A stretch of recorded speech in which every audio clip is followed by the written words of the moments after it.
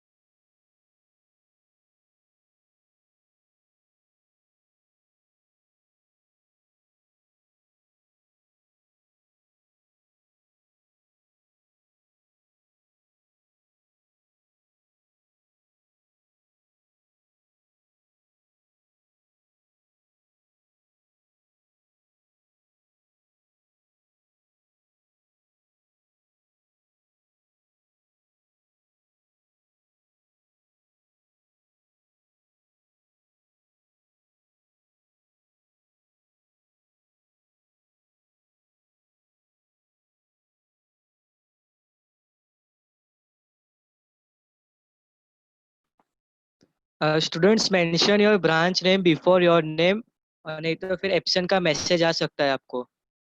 अपने नाम के पहले अपनी ब्रांच का नाम मेंशन करो।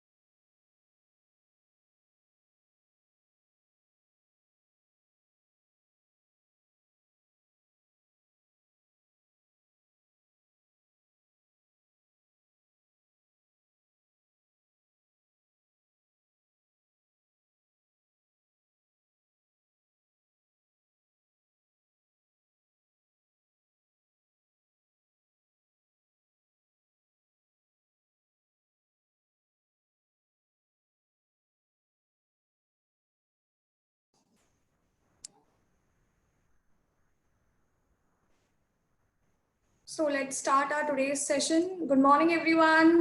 You can unmute yourself, everyone. You can unmute yourself. Good morning, everyone. Good morning, ma'am. Good morning Okay, ma'am. तो आप सबने वीडियो आपने सबने वीडियो देखा जो ऐप पर अपलोड हुआ है? Yes ma'am. कोई है ऐसा जो बिना वीडियो देखे आकर बस बैठ गया है? मैम समझा देगी फिर से। तो ऐसा नहीं होगा। I will not explain the entire topic again. और एक और चीज, जो नोट्स नहीं बना रहे हैं, जिन्होंने नोट्स नहीं बनाए हैं, उनके लिए प्लीज आस्क योर सीनियर्स। एक बार अपने सीनियर्स, रिस्पेक्टिव ब्रांच के सीनियर्स से पूछ लीजिएगा। जो नोट्स मेरे जो सेशंस के नोट्स होते हैं वो बहुत ज्यादा इंपॉर्टेंट है, क्योंकि वो पैम्पलेट से भी इजी लैंग्वेज में होते हैं। जब आपको पैम्पलेट मिलेगा तो आपको ऐसा लगेगा यार इतना सारा लिखा है, एग्जाम में मैं कैसे लर्न करूं।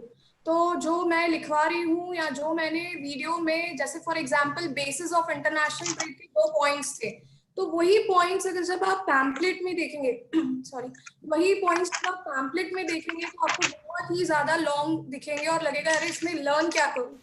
तो प्लीज जो भी वीडियो अपलोड हो रहा है उसमें से नोट्स जरूर बना लीजिए। Those are very very important. ठीक है, तो अब जो हमारा पिछला वीडियो था that was about introduction of international trade. आपका सब्जेक्ट है इंटरनेशनल ट्रेड और हम इसमें पढ़ने वाले हैं अलग अलग theories about international trade.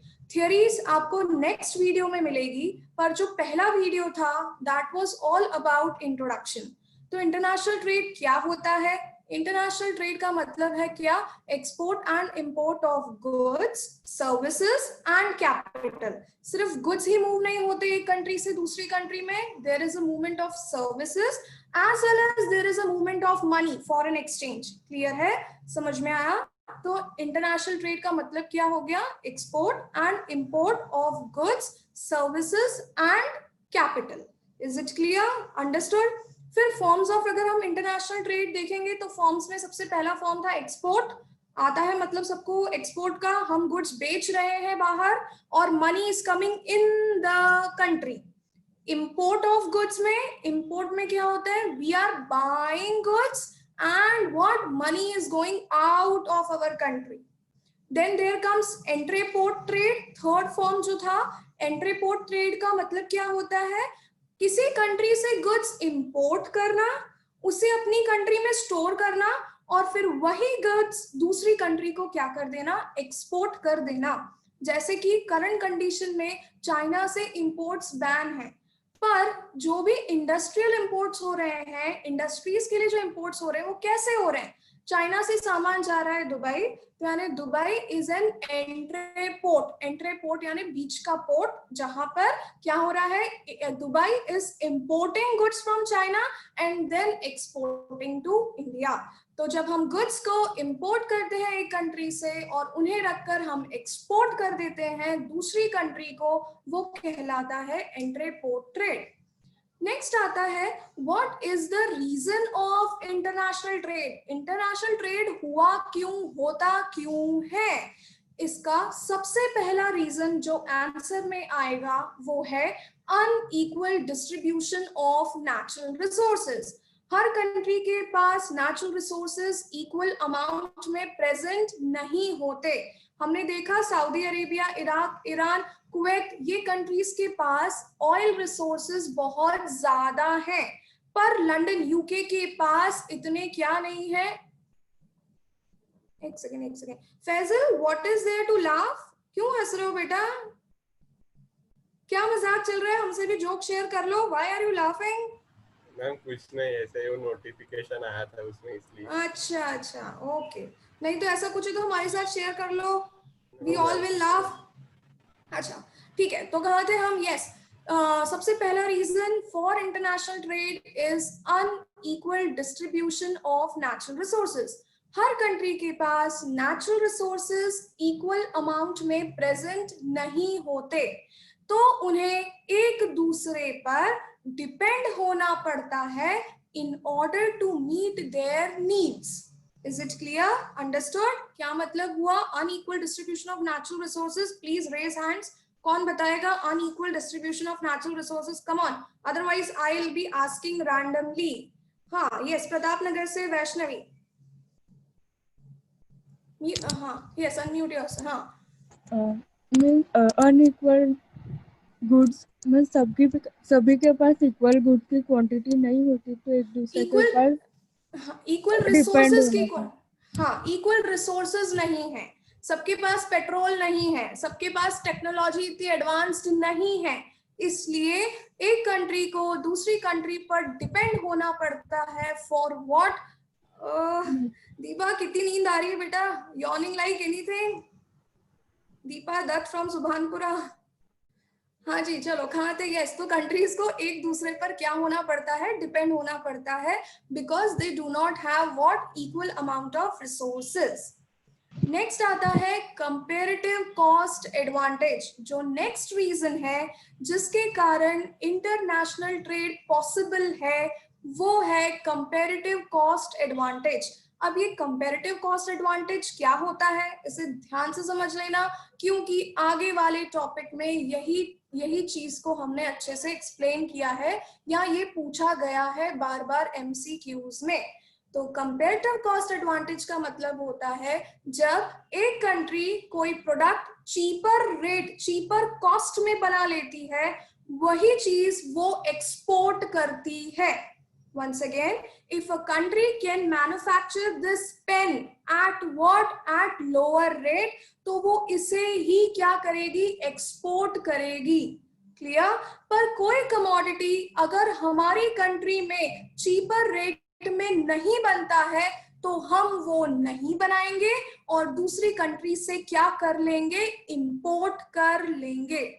Is it clear, understood? What is the meaning of comparative cost advantage? मतलब वही चीज एक कंट्री बनाती है, वही कमोडिटीज एक कंट्री बनाती है जो वो चीपर रेट्स में मैन्युफैक्चर कर सकती है। अगर कोई चीज कंट्री चीपर रेट में मैन्युफैक्चर करेगी तभी वो उसे बनाकर दूसरी कंट्रीज को एक्सपोर्ट करेगी। क्लियर? जो चीज किसी कंट्री में चीपर रेट्स पर नहीं बनती हम वो नहीं बनाएंगे और दूसरी कंट्री से क्या कर लेंगे, इंपोर्ट। इज इट क्लियर और नॉट? समझ में आया कि नहीं? You can unmute yourself everyone, unmute yourself. हाँ जी, समझ में आया कंपैरेटिव कॉस्ट एडवांटेज का मतलब? और you can give a thumbs up, anything. Did you get comparative cost advantage, yes और no? Come on speak, you can unmute yourself everyone. अरे बोलो बोलो, no problem, you speak. I have allowed everyone to unmute. क्या भाई बोलो, I'm saying unmute yourself and speak. Yes ma'am, we have got what you have told. वापस repeat मत करना, हम बोर हो रहे हैं। Did you get? Yes. Did you Yes, get? ma'am. Yes Yes, no, thumbs up नहीं ma'am. चाहिए मुझे। Yes, Did you ma'am. get? Yes, Yes, ma'am.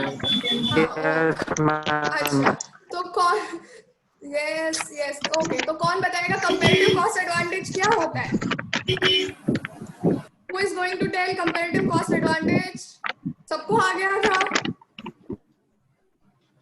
Come on, raise hands. Who is going to tell comparative cost advantage? यार बोल दो please. नहीं, किसी को भी नहीं आया। Otherwise ना, I will repeat. And in the जो आप अपना रिव्यू देते हो ना, तब आप मेरे लिए रिव्यू यही आता है, इतनी बार बोलती है हम बोर हो जाते। तो कम ऑन जल्दी से बताओ। Yes, there is Hit Shah from Subhanpura. Yes, क्या होता है बेटा कंपैरेटिव कॉस्ट एडवांटेज? मैम एक कंट्री वही गुड्स बनाएगी जो लो कॉस्ट पे वो लोग कर सकते हैं और वही गुड्स वो लोग इंपोर्ट करेंगे। अगर वो ज्यादा प्राइस में होगी तो वो लोग वो नहीं बनाएंगे, लो कॉस्ट पे होगी तो ही। और दूसरी अगर कंट्री जो दूसरी कंट्री से क्या कर लेंगे, इंपोर्ट करेंगे वो गुड्स, और लोअर कॉस्ट पे। अगर लोअर कॉस्ट पे इंपोर्ट नहीं बनी करेंगे।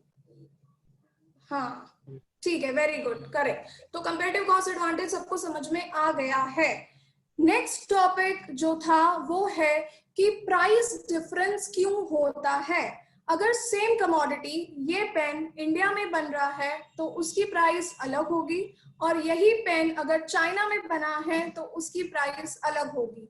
ऐसा क्यों होता है? ऐसा इसलिए होता है because there is, first point क्या था, there is difference in demand supply conditions, और दूसरा पॉइंट था there is difference in demand conditions. वापस से, दो कंट्रीज के बीच में सेम प्रोडक्ट अलग अलग प्राइस पर इसलिए बनता है क्योंकि दोनों कंट्रीज में सबसे पहले there is difference in supply conditions.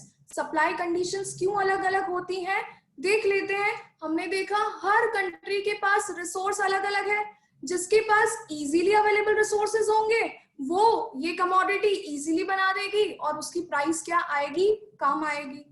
जिस कंट्री के पास रिसोर्स की अवेलेबिलिटी नहीं होगी उसके लिए it would be difficult to manufacture this commodity, तो उनके लिए इसकी प्राइस क्या होगी, ज्यादा होगी। अंडरस्टूड? तो हमने डिस्कस किया प्राइस डिफरेंस का जो फर्स्ट रीजन है वो होता है difference in supply conditions. Come on everyone, unmute yourself, everybody unmute yourself. Yes, पहला reason why there is price difference. Yes, why there is price difference का पहला reason, come on. difference in supply conditions. Come on, everyone is not speaking. Bolo. Difference between supply Difference in supply conditions. Supply of what? Supply of what? Come on, पढ़ के मुझे बताओ. Supply of what? Availability Knowledge, available resources. हाँ, supply. Availability of resources. Resources. ठीक है, तो supply of resources her country में अलग अलग है. You can mute yourself. Supply of resources हर कंट्री में अलग अलग है, इसलिए जिस कंट्री के पास रिसोर्सेज इजीली अवेलेबल होंगे उनके लिए प्राइस कम होगी, और जिनके पास रिसोर्स इजीली अवेलेबल नहीं है उनके लिए प्राइसेस क्या होंगी, ज्यादा। Is it clear, understood? चलिए, second reason for price difference क्या था वीडियो में? Unmute yourself everyone. Second reason for price difference is, come on, unmute yourself and tell me. Difference in demand. Resources are not easily Demand available. conditions. Okay, चलिए तो mute कर लीजिए, हाँ mute कर लीजिए। डिफरेंस इन डिमांड कंडीशन का मतलब क्या होता है? हर कंट्री में डिमांड ऑफ गुड्स अलग अलग होती है। जिस कंट्री में डिमांड ऑफ गुड्स ज्यादा होगी तो वहां पर प्राइसेस भी ज्यादा होगी। Is it clear? देखा है जब हमने ये अपना क्या होता है, ओनियन की डिमांड बढ़ जाती है तो उनकी प्राइसेस भी बढ़ जाती है। तो वैसे ही अगर किसी कंट्री में इस कमोडिटी की डिमांड बहुत ज्यादा है तो उस कंट्री में इस कमोडिटी की प्राइसेस भी क्या होंगी, ज्यादा होंगी। क्लियर है, अंडरस्टूड? वैसे ही जस्ट उल्टा, अगर किसी कंट्री में इस प्रोडक्ट की डिमांड ही नहीं है तो वहां पे प्राइसेस भी क्या होंगी, लो होंगी। Is it clear, understood? Come on, unmute yourself everybody. Difference in demand conditions, अगर डिमांड ज्यादा है किसी कंट्री में तो वहां पर प्राइस ऑफ गुड्स भी ज्यादा होंगे। क्लियर? और अगर किसी कंट्री में डिमांड ऑफ गुड्स कम है तो वहां पर प्राइसेस भी कम होंगे। So what is the reason for difference in prices? What is the reason for difference in prices? Unmute yourself and tell me. Demand. Difference in Supply condition. difference in supply condition. Second point, Demand condition. Clear है? सबको समझ में आ गया? चलिए अब हम समझते हैं ग्राफ्स को। Please mute yourself. हाँ, अब हम समझते हैं ग्राफ्स को और प्रैक्टिस करते हैं एक बार ग्राफ्स की।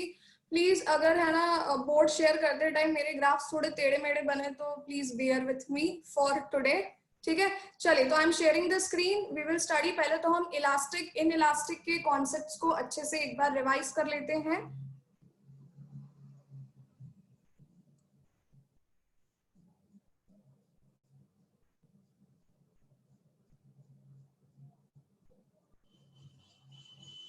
चलिए तो सबसे पहले देखते हैं डिमांड कर्व को स्टडी कर लेते हैं। तो demand curve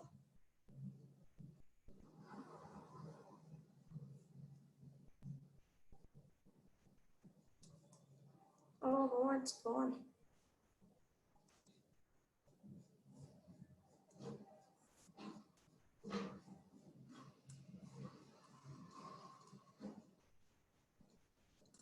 See, demand curve,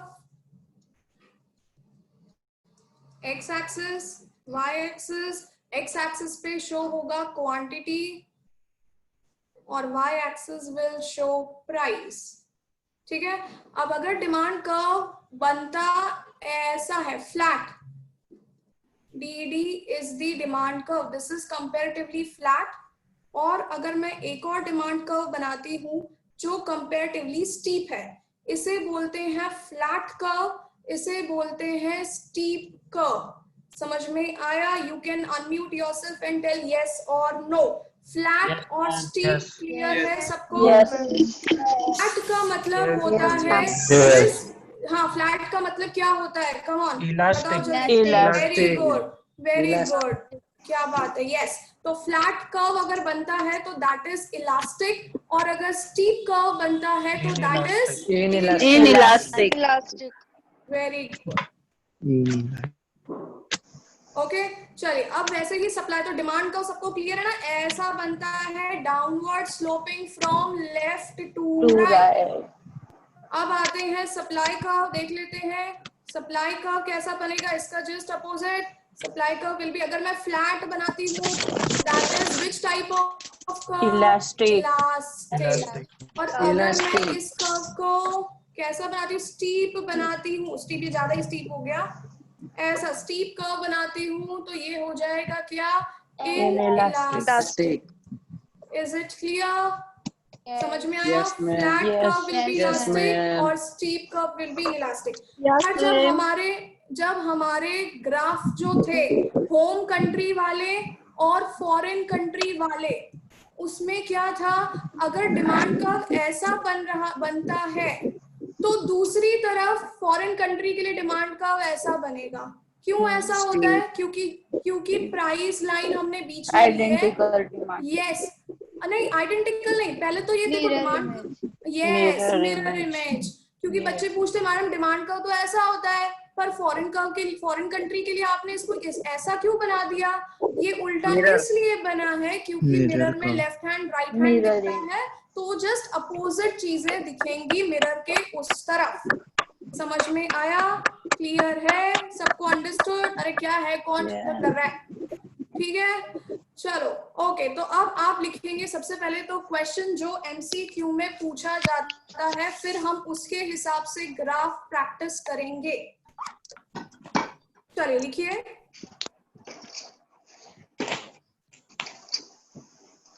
write down first question 1 करके लिखिए।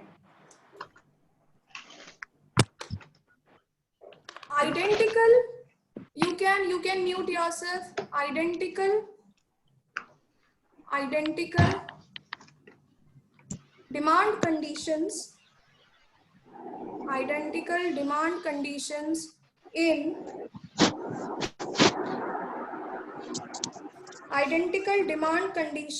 in home and foreign country, home and foreign country,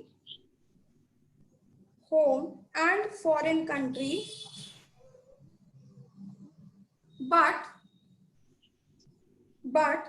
inelastic supply,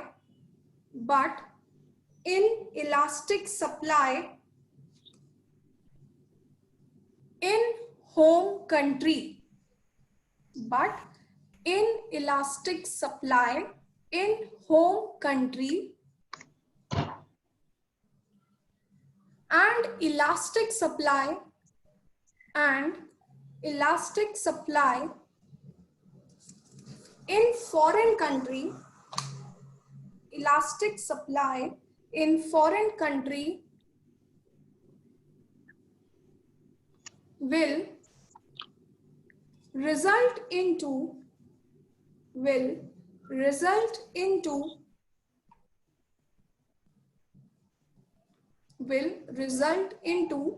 A, options लिखना है, A lower price in foreign country, lower price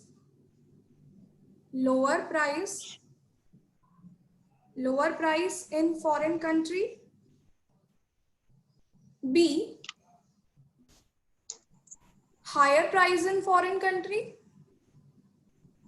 B, higher price in foreign country.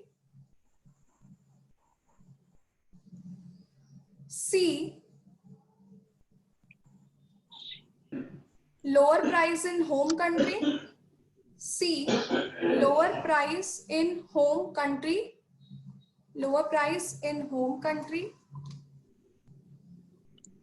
And D, equal prices in both countries. D, equal prices in both countries.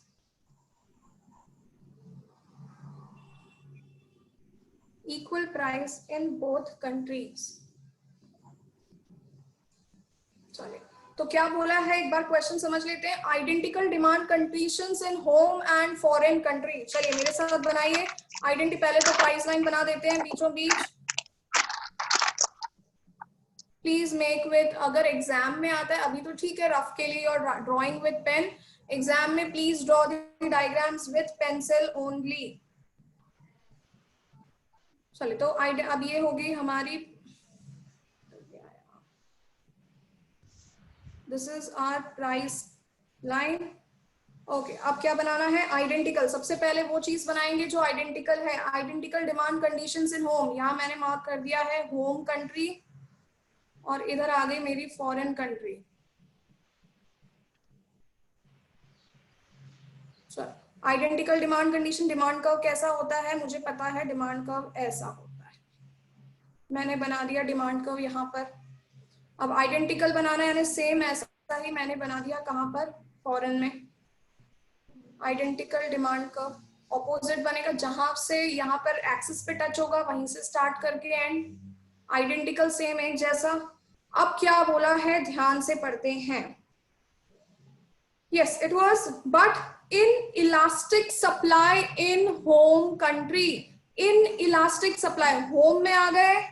In elastic supply, in elastic का curve steep या flat? Come on everybody, unmute yourself and answer me. In elastic supply curve steep और flat?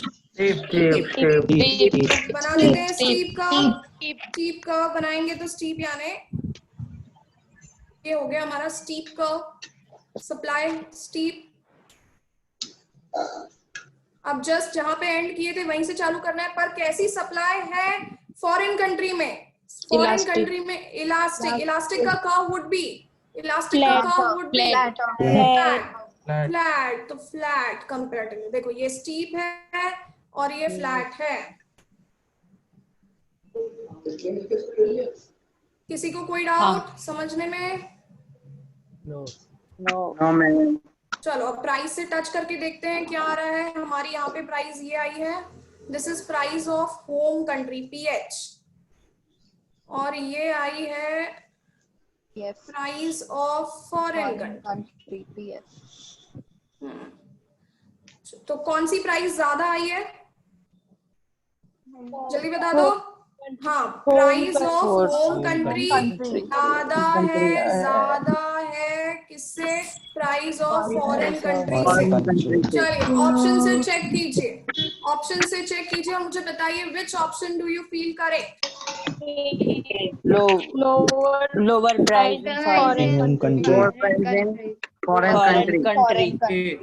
Very good. तो it is what? Lower price in foreign country. हमें पता है lower price I है foreign country में। Yes समझ में आया सबको कैसे एग्जाम में पूछा जाता है? Yes. मैम। चलो एक और diagram practice. Second question please लिख लो।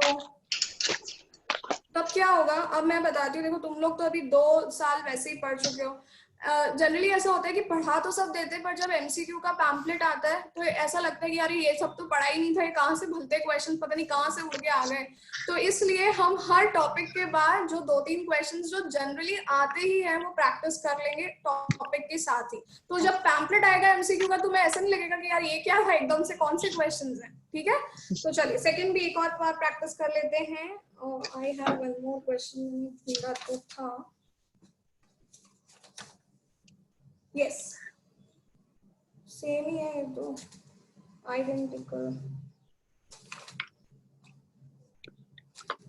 छुट्टी रखो था क्या? मैं भी जोर नहीं पड़े। अरे क्या हो गया? चलिए आइडेंटिकल सप्लाई कंडीशंस लिखिए question. Identical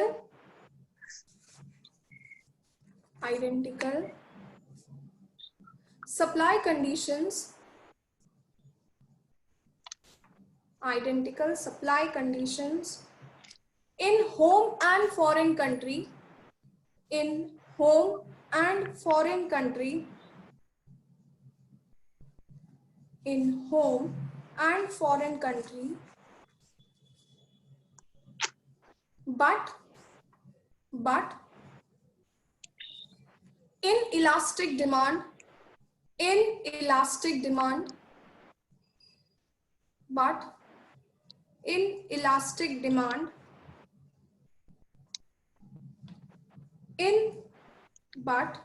elastic demand in foreign country, in elastic demand in foreign country,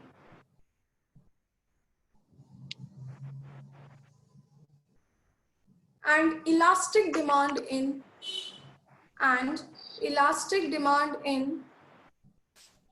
क्या बहुत से बच्चों ने अपने वीडियो ऑफ कर रखे हैं? Please on your videos.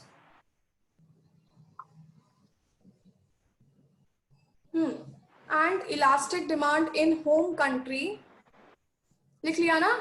And elastic demand in home country will result into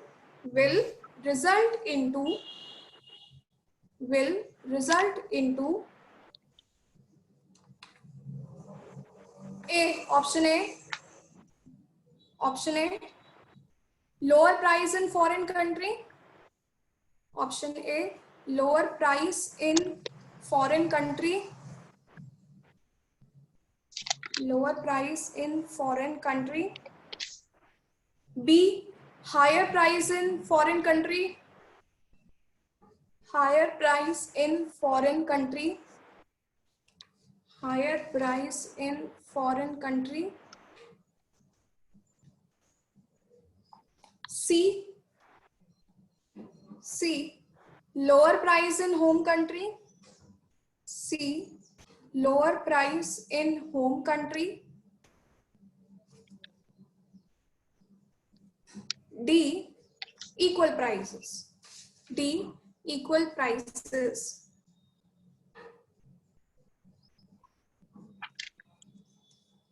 Yes, तो let's see. पहले तो एक्सेस बना लेते हैं जल्दी से.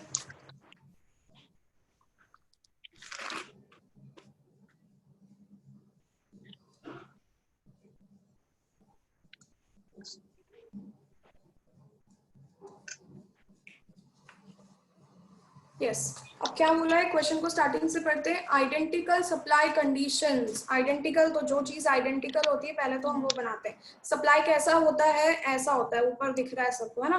तो आइडेंटिकल बनाना है तो कुछ ज्यादा ही फ्लैट हो गया मेरा. ठीक है, identical supply.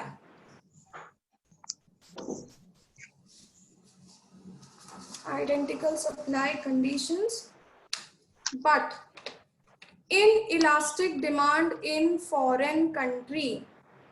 Inelastic demand in foreign country, यानी foreign में आ जाता है तो मार्क कर देते हैं. This is home and this is foreign. चलिए, अब क्या है inelastic demand? Inelastic कैसा होता है? Steep की flat. Come on, unmute yourself, everyone. Inelastic, steep. Steep.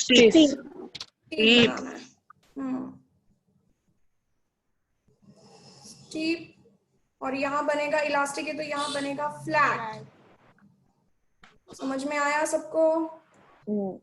Foreign country में बनाया है हमने स्टीप, और वहीं से स्टार्ट करके होम कंट्री में हमने बनाया है फ्लैट. चलिए प्राइसेस देख लेते हैं. PH, PF.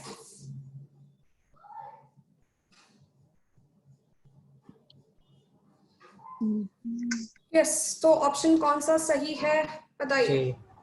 Lower price in foreign countries. हाँ, अच्छा मुझे बताइए किसी का कुछ और तो नहीं आया कि मेरा तो ये ऑप्शन गलत आ रहा है, मेरा तो ऐसा हो रहा है कि है ना फॉरेन कंट्री की प्राइस ज्यादा हो रही है. ऐसा तो कोई नहीं है बच्चा क्लास में कि जिससे नहीं. ओके, तो this were types of question जो ग्राफ से रिलेटेड आते हैं. आई होप सबको ग्राफ्स क्लियर हो गए होंगे. Yes ma'am. ओके, अब इससे रिलेटेड कुछ एक दो थियरी क्वेश्चंस भी हैं जिसमें मैं ऑप्शंस नहीं लिखवा रही हूँ, क्वेश्चन लिखवा के डायरेक्ट आंसर दे रही हूँ. Just a minute. हाँ, लिखिए next question. Which of these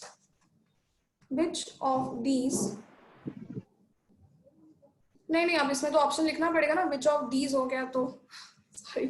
which of these is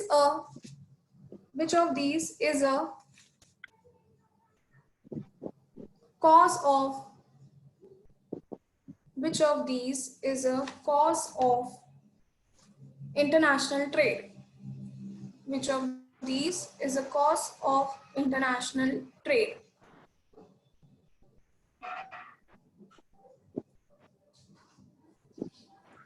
Yes. A option. Difference in factor. Difference in factor. Difference in factor. Abundance. ABUNDANCE. Abundance. Difference in factor abundance.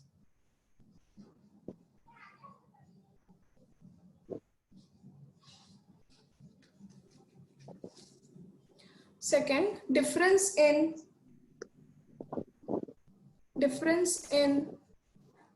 price of goods. Difference in price of goods. Difference in price of goods. Third, difference in supply and demand conditions. Difference in supply and demand conditions.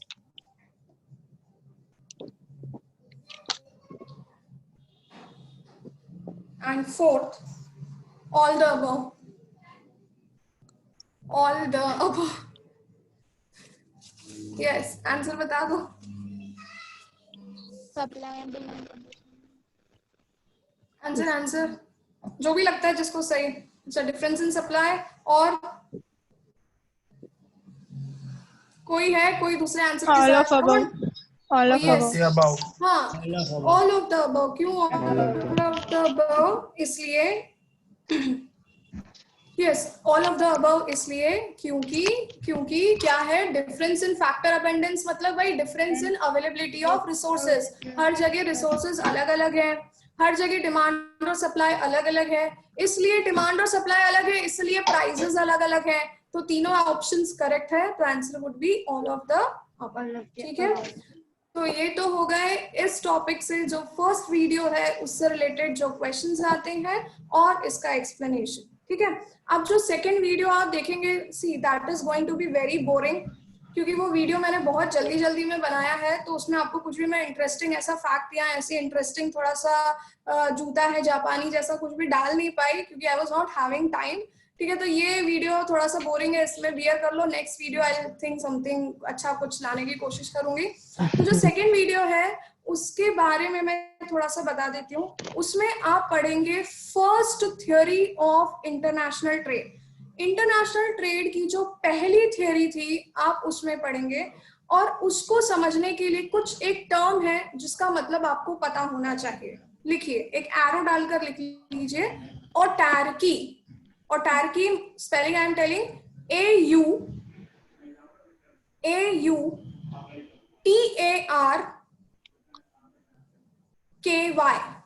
ऑटैरिकी,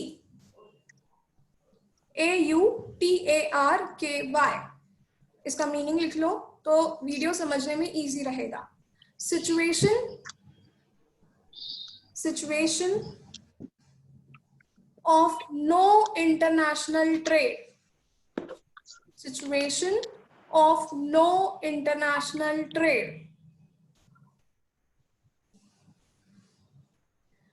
Country produces goods. Country produces goods.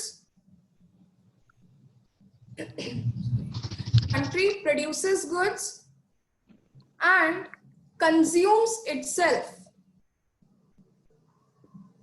Country produces goods and consumes itself. Okay, तो क्या मतलब होता है ऑटैरिकी का? वो situation जब कोई country international trade नहीं कर रही है. मान लो इंडिया ना तो किसी को गुड्स एक्सपोर्ट कर रही है, ना तो गुड्स किसी को इंपोर्ट करेगी, तो वो सिचुएशन कहलाती है situation of what? Come on speak. Situation of what? Autarky. समझ में आया ऑटैरिकी क्या होता है? ऐसी सिचुएशन जब ना तो कंट्री एक्सपोर्ट कर रही है गुड्स, ना ही कंट्री क्या कर रही है? इंपोर्ट कर रही है. तो जो भी कंट्री बनाती है वही, जो भी कंट्री प्रोड्यूस कर रही है गुड्स, वही वो कहाँ कंज्यूम हो जा रहे हैं? कंट्री के अंदर ही कंज्यूम हो जा रहे हैं. किसी से गुड्स लेना नहीं, किसी को गुड्स देना नहीं. समझ में आई बात? ऑटैरिकी का मतलब समझ में आया? अच्छा, अब जब आप वीडियो देखेंगे तो उसमें बहुत सारे टेबल्स होंगे. वो टेबल्स आपको एज इट इज नोट्स में बनाने हैं। अगर समझ में आते हैं तो बहुत अच्छी बात है, नहीं समझ में आते हैं तो we will revise in the Zoom session, but try to understand, video से समझने की कोशिश करना, ठीक है? क्लियर? तो और किसी को कोई डाउट है रिगार्डिंग एनीथिंग? किसी कुछ पूछना है, क्योंकि सेशन अब वाइंड अप करते हैं, तो किसी को कुछ डाउट है? नहीं? Come on, unmute yourself. Yes. No doubts? No. Okay. No, ma'am. चलिए, ठीक है। तो आप सेकंड वीडियो जब भी अपलोड होगा आपके टाइम टेबल में है, आप वीडियो देखना और उससे नोट्स जरूर बनाना, क्योंकि नोट्स में चीजें अलग होंगी और पैम्पलेट में चीजें थोड़ी अलग होंगी, ठीक है? समझ में आया? Okay. चलिए, तो with this we wind up our today's session. Bye bye. Come on, bye bye. Bye. Bye, ma'am. Bye, take care Ma'am. Bye. बेटा, bye bye. Bye, ma'am. Have a good day. Same to you, ma'am. Bye.